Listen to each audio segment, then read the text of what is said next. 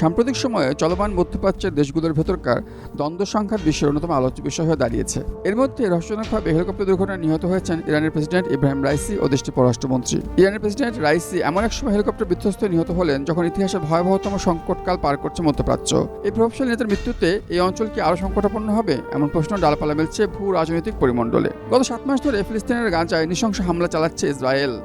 Israel প্রধানমন্ত্রী Benjamin নেতানিয়াহুর দাবি অনুযায়ী ফিলিস্তিনের সন্ত্রাসী গোষ্ঠী হামাসকে নির্মূলের উদ্দেশ্যে গাজা অভিযান চালানো হচ্ছে, কিন্তু এই অভিযানে হামাস যোদ্ধাদের চেয়ে বহুগুণ বেশি নিহত হয়েছে সাধারণ ফিলিস্তিনি।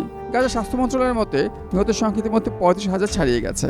প্রশ্ন উঠতে পারে, ইসরায়েল হামাস যুদ্ধের প্রসঙ্গে ইরান কি কোনো কারণে প্রাসঙ্গিক? হ্যাঁ, প্রাসঙ্গিক। কারণ ইসরায়েলের বিরুদ্ধে যুদ্ধরত ফিলিস্তিনের স্বাধীনতাকামী সংগঠন হামাসের পক্ষে যুদ্ধ করছে হিজবুল্লাহ, আর লেবাননের এই যোদ্ধা গোষ্ঠীকে সমর্থন দেয় ইরান।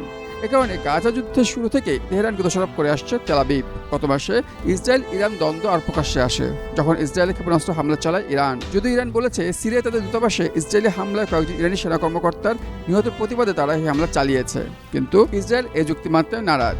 তাই তারাও ইরানের ইস্পাহান প্রদেশে পাল্টা ক্ষেপণাস্ত্র হামলা চালায়। এতে দুই দেশের বৈরিতা আরও প্রকট হয়। এমন পরিস্থিতিতে ইরানের প্রেসিডেন্টের হেলিকপ্টার দুর্ঘটনার মৃত্যু স্বাভাবিকভাবেই জল্পনা কল্পনা ঢেউ তুলেছে। এখন পর্যন্ত ইরানের রাষ্ট্রীয় গণমাধ্যমগুলোতে রাইসির নিহত হওয়াকে দুর্ঘটনা হিসেবে বর্ণনা করা হয়েছে। ইসরায়েল কিংবা অন্য কোনো শত্রুপক্ষের দিকে সন্দেহের তীর ছড়েনি তেহরান। বিশ্লেষকরা বলছেন, ইরান সম্ভবত রয়ের সঙ্গে কথা বলতে চাইছে, কারণ মধ্যপ্রাচ্য উত্তেজনা আরও ঘনীভূত হোক তা নিশ্চয়ই তারা চায় না। এদিকে ইসরায়েলের সবচেয়ে ঘনিষ্ঠ মিত্র আমেরিকা এখনও রাইসির মৃত্যুর ব্যাপারে কোনো প্রতিক্রিয়া জানায়নি। ইরানের পারমাণবিক কর্মসূচি নিয়ে গত কয়েক বছর ধরে আমেরিকা ইরানের সম্পর্কের ক্রমশ অবনতি ঘটেছে। 2018 সালে ইরানের সঙ্গে পরমাণু চুক্তি প্রত্যাহার করেছিলেন তৎকালীন মার্কিন প্রেসিডেন্ট ডোনাল্ড ট্রাম্প। এরপর থেকে ওয়াশিংটন তেহরান সম্পর্কের আর উন্নতি হয়নি। 63 বছর বয়সে রাইসি ইরানের দায়িত্ব নিয়েছিলেন 2021 সালে। এরপর থেকে মার্কিন নিষেধাজ্ঞার মধ্যেও তিনি প্রযুক্তি ও সমশক্তিতে ইরানকে উন্নত করতে থাকেন। এর মধ্যে গাজা যুদ্ধ মধ্যপ্রাচ্য দৃশ্য পাল্টে দেয়।